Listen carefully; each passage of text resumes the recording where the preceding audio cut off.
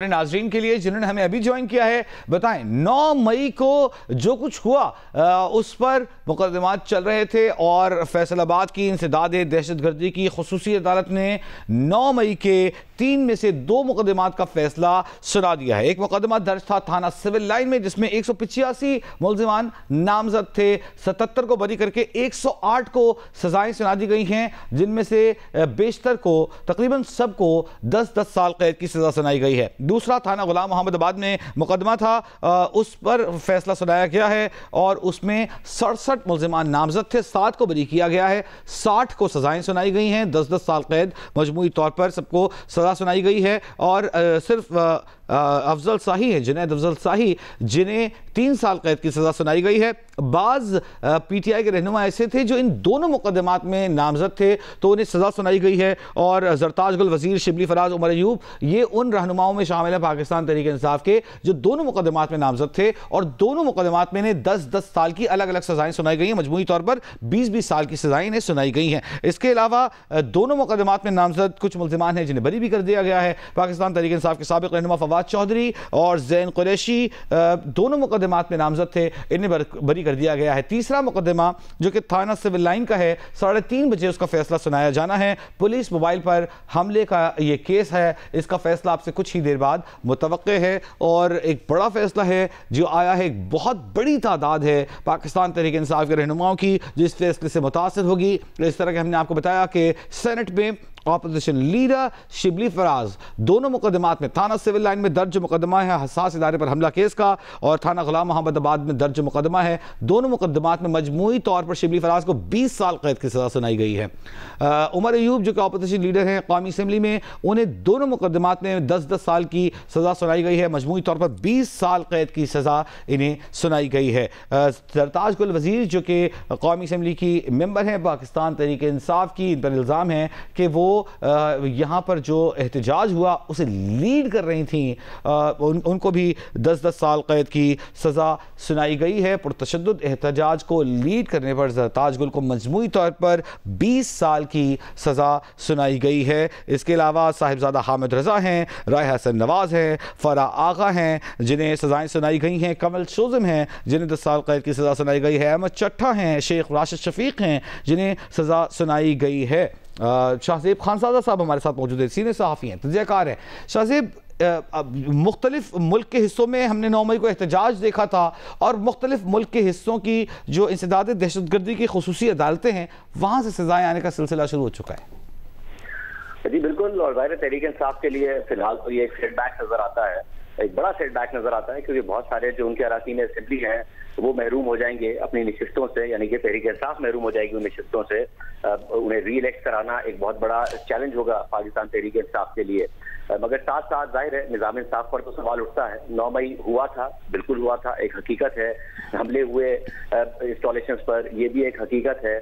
मगर फिर 9 मई को सियासी मकासद के लिए इस्तेमाल किया गया। जिन्होंने तहरीक इंसाफ छोड़ी उनके खिलाफ मुकदमात को उस तरीके से नहीं परसू किया गया और तहरीक इंसाफ के भी जो रहनुमा है उनके खिलाफ भी हम देख रहे हैं 2 साल बाद इतने सवालात उठते हैं इन मुकदमों पे और इनकी मेरिट्स पर और इनके फैसलों की मेरिट्स पर। इसमें जो शवाहिद पेश किए गए, जो गवाहियां दी गई कि इन मुकदमों का अब आगे जाके एक ये मुतनाज़े ही रहेंगे, मुकदमे अदालती निज़ाम भी मुतनाज़े रहेगा। तहरीक इंसाफ को नुकसान जरूर हुआ है, मगर 9 मई एक ऐसा संगीन वाकया था जो तहरीक इंसाफ से पहले किसी सियासी जमात ने नहीं किया।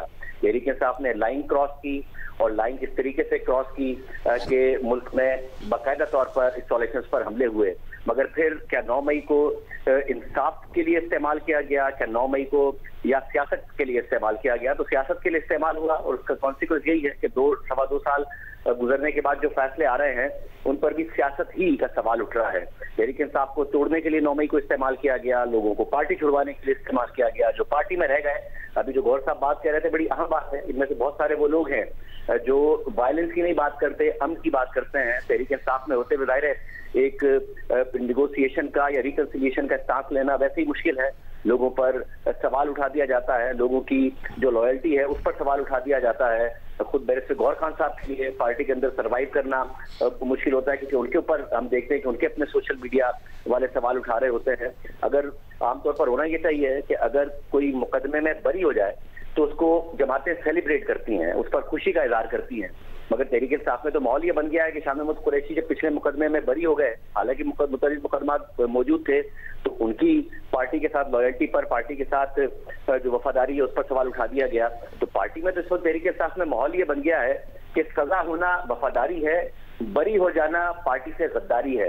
ऐसे सिनेरियो में कुछ ऐसे लोग जो पार्टी में कहीं ना कहीं रिकंसिलिएशन की बात करते थे कि जी आगे पार्टी बढ़े, इस बात के बावजूद कि इमरान खान साहब का बड़ा सख्त स्टांस होता है, वो उनको भी सजाएं हो गई हैं। तो तहरीक इंसाफ को तो नुकसान हुआ है, मगर पाकिस्तान के सियासी निजाम को नुकसान हुआ है। हमने पाकिस्तान की हिस्ट्री में देखा कि ये चीजें टेम्पररी होती हैं, आर्जी होती हैं, कुछ की लाइफ चंद माह होती है तो कुछ की चंद साल होती है, और फिर इस तरीके से वो निजाम जो ऐसी सजाओं पर और इस तरीके से सियासी जमातों के खिलाफ सख्तियों के साथ चले, तो वो बहुत कोई लंबा अरसा चल नहीं पाता है। पाकिस्तान की तारीख की गवाह। अच्छा शाहजेब, बिल्कुल आपने सही कहा कि जो पाकिस्तान तहरीक इंसाफ का ये मौक़िफ़ है कि जिन्होंने माफ़ी मांग के पार्टी छोड़ी उन्हें तो माफ़ कर दिया गया, हमारे लोगों को सजाएं सुनाई जा रही हैं जिन्होंने पार्टी के साथ रहने का फैसला किया। लेकिन ऐसे में आज मिसाल सामने आई शाह महमूद कुरैशी की, जो शायद तशद्दुद की सियासत पर पहले भी यकीन नहीं रखते थे और हमने उन्हें किसी ऐसे एहतजाज के दौरान एक्टिव देखा भी नहीं। आज ज़ैन कुरैशी की ज़मानत हुई है। ज़ैन कुरैशी के हवाले से आपको याद होगा कि वो दावा करते रहे कि मैं उस दिन वहाँ मौजूद ही नहीं था जिस दिन एहतजाज हो रहा था 9 मई का। तो इस में कितनी दम होगा शाह महमूद कुरैशी की ज़मानत से, रिहाई से, कितना मार्जिन होगा हुकूमत के पास इस बात को एडवोकेट करने का कि नहीं जो मुलव्विस था उससे सज़ा हुई है, जो मुलव्विस नहीं था उससे सज़ा नहीं हुई? नहीं, हुकूमत बोलने की तो कोशिश करेगी और ज़ाहिर बयानिया बनाने की कोशिश करेगी, मगर वजह बयानी में दम है नहीं। ये 2.25 साल बाद इस तरीके से सजाएं हों, और ज़ाहिर शाह महमूद कुरैशी साहब पर तो मुकदमा बना ही क्यों था जब वो मौजूद नहीं थे, वो कराची में थे, आपने इतने सारे मुकदमात बना दिए। शाह महमूद कुरैशी साहब का तो एक ऐसा अनफॉर्चुनेट केस है कि वो 2 साल से जेल में सजा भुगत रहे हैं, इमरान खान साहब के साथ वफादार भी हैं, मुकदमे वो बने जिसमें मुलविस नहीं थे, तरीके साहब दूसरे रहनुमाओं के खिलाफ भी बने जो कि मुलविस नहीं थे, मगर उसके बावजूद उनकी बरियत होती है तो उनकी वफादारी पर सवाल उठा दिया जाता है। हालांकि इसके बावजूद जेल में है, मुताबिक मुकदमात भुगत रहे हैं, मगर हुकूमत कुछ भी बयानिया बनाने की कोशिश करे। हमने देखा है तहरीक इंसाफ के दौर में वजी कि इमरान खान साहब बड़े बड़े दावे करते थे, बड़े बड़े करप्शन की बात करते थे, तहरीक इंसाफ के रहनुमा टॉक शोज में जाके सेलिब्रेट करते थे कि फला गिरफ्तार हो गया और फला गिरफ्तार होने वाला है, राना सनाउल्लाह साहब गिरफ्तार हो, फौज आसिफ साहब गिरफ्तार हो, तहरीक इंसाफ के रहनुमा जाके बताते थे कि अब फला की बारी आने वाली है। फखर किया करते थे इस बात पर, मगर अब वो जो फखर होता था और जो दावे होते थे वो अब ताना बन के रह गए हैं। तो आज हुकूमत कर ले दिफा, आज करे इन केसेस के ऊपर और इन सजाओं के ऊपर, सेलिब्रेट भी कर ले, दिफा भी कर ले, मगर आज का जो दिफा है वो कल का ताना बन जाएगा। पाकिस्तान की तारीख में तो हमने ये देखा। अच्छा शाहजेब, एक चीज़ हम जानना चाह रहे हैं कि ये तो सही है कि सियासी तौर पर किसी को इंतकाम का निशाना नहीं बनाना चाहिए, सियासी तौर पर सजाएं नहीं होनी चाहिए, लेकिन 9 मई आपने भी देखा, हमने भी देखा, एक हकीकत थी, शहर की गलियों में एक हुल्लड़बाजी थी, चाहे वो सिविल इमारतें हों, दिफाई तनसीबात हों, आम सड़कें हों, पुल हों, मेट्रो स्टेशन हों, एक खौफ का मंजर था जो 1.5 दिन जारी रहा और यूँ लगता था कि मुल्क में कोई कानून नहीं है। देखिए, इसमें तो कोई शक नहीं है वजी कि 9 मई के दिन तहरीक इंसाफ ने लाइन क्रॉस की, और अब आप कोई और क्या ये बात करें, आप असद उमर साहब का इंटरव्यू देख लें, वो बताते हैं कि जिस तरफ चीजें जा रही थी, जिस सिम्त में चीजें जा रही थी, तो वो 9 मई के वाकयात की तरफ ही जा रही थी। तहरीक इंसाफ के मुतादिद रहनुमा मौजूद हैं जो इस बात का एतराफ करते हैं कि पार्टी ने सारे के सारे मामले को मिसहैंडल किया। 9 मई के हवाले से क्या तहरीक इंसाफ की तवक्कात थी वो ज़ाहिर मटेरियलाइज नहीं हो सकी। हमें नजर आता है इसके पहले इमरान खान साहब ने मौजूदा आर्मी चीफ की तैनाती को रोकने की कोशिश की, उसके ऊपर प्रोटेस्ट करने की कोशिश की। उस वक्त के आज़ाद कश्मीर के वजीर आजम जो कि तहरीक इंसाफ से थे, उन्होंने बताया कि इमरान खान साहब ने कहा कि जल्दी प्रोटेस्ट करना है क्योंकि आसिम मुनीर को आर्मी चीफ बनने से रोकना है। वो बन गए, तो उसके बाद भी हमें नजर आया कि किस तरीके से डिस्टेबलाइज करने की कोशिश की। इमरान खान साहब को मुज़ाकरात मिल रहे थे, इमरान खान साहब को इलेक्शन मिल रहे थे, मगर वो उसके बावजूद आगे बढ़ते चले गए। इसकी गवाही आपको मुज़ाकरात किस हद तक आगे बढ़ गए थे फवाद चौधरी साहब से पूछ लें, इसके अलावा असद उमर साहब से पूछ लें। तो इमरान खान साहब का वज़ारत उज़्मा से हटने के बाद जो बेसब्री थी और जो सियासी उनका तर्ज अमल था, उसने तो तहरीक इंसाफ को नुकसान पहुंचाया। तहरीक इंसाफ के रहनुमा खुद कहते हैं उस सब का नतीजा 9 मई की सूरत में निकला। इमरान खान साहब अपने दौर में जब लोग गिरफ्तार होते थे, कौन गिरफ्तार नहीं हुआ? आसिफ जरदारी साहब, उनकी बहन शहबाज शरीफ साहब, इसके अलावा हमजा शहबाज साहब, मरियम नवाज साहब सब गिरफ्तार हुए। मगर जब इमरान खान साहब की गिरफ्तारी की बात आई तो हमें नजर आया कि उन्होंने अपने कारकुनों को ह्यूमन शील्ड के तौर पर इस्तेमाल किया, पेट्रोल बम मारे। हमें नजर आया कि किस तरीके से पुलिस एहलकार जख्मी होते थे। तो 9 मई हुआ और 9 मई से पहले का तर्ज अमल 9 मई के नतीजा बना। ये तो तहरीक इंसाफ के अब रहनुमा एक और चीज आपकी मौजूदगी का, मगर उस 9 मई को जरिए जो इस्तेमाल किया गया उसके ऊपर फिर भी सवाल बिल्कुल उठेगा। अगर मेरिट पर केसेस होते तो भी सजाएं हो जाती, मगर को सियासी मकासद के लिए इस्तेमाल किया गया। अच्छा, एक और इस बात में कितना दम है कि आपने एक तरफ कहा कि आर्मी चीफ की मुखालिफत में तो इमरान खान हद से आगे निकल गए थे उनकी तैनाती रोकने के लिए, लेकिन जो अदालतों में माहौल था शाहजेब, हम चाहेंगे आपकी मौजूदगी का फायदा उठाते हुए वो भी याद दिलाएं। उसी दिन 9 मई जिस दिन इमरान खान गिरफ्तार हुए, सुप्रीम कोर्ट में चश्मा लगाकर इमरान खान को प्रोटोकॉल के साथ बुलवाया गया और फिर उन्हें एक गेस्ट हाउस में क़याम करने की इजाज़त दी गई। वो गुड टू सी यू वाले मामला थे, ऐसा तो नहीं था कि सब कुछ बहुत आसानी से प्रोसिक्यूट करना आसान होता इंसाफ के साथ मुकदमात को, आपको लगता है? नहीं, हमारी अदालतों का ये मसला रहा है वजी कि आइदर वे स्विंग करती हैं, बजाय इसके के दरमियान में एक दरमियान का रास्ता हो जो कानून के मुताबिक हो और आइन के मुताबिक हो। वो सियासी जमातों की तरफदारी में या फिर सियासी जमातों की मुखालफत में इतनी आगे निकल जाती हैं। साकिब निसार का दौर था तो हमने देखा कि वो नवाज शरीफ की मुखालफत में कितने आगे निकल गए। फिर वो जस्टिस खोसा और जस्टिस बंदियाल तक मामला चलता रहा, गुड टू सी यू तक का मामला होता रहा और मेरा ख्याल है उस एक दिन में भी तहरीक इंसाफ को नुकसान पहुंचाया।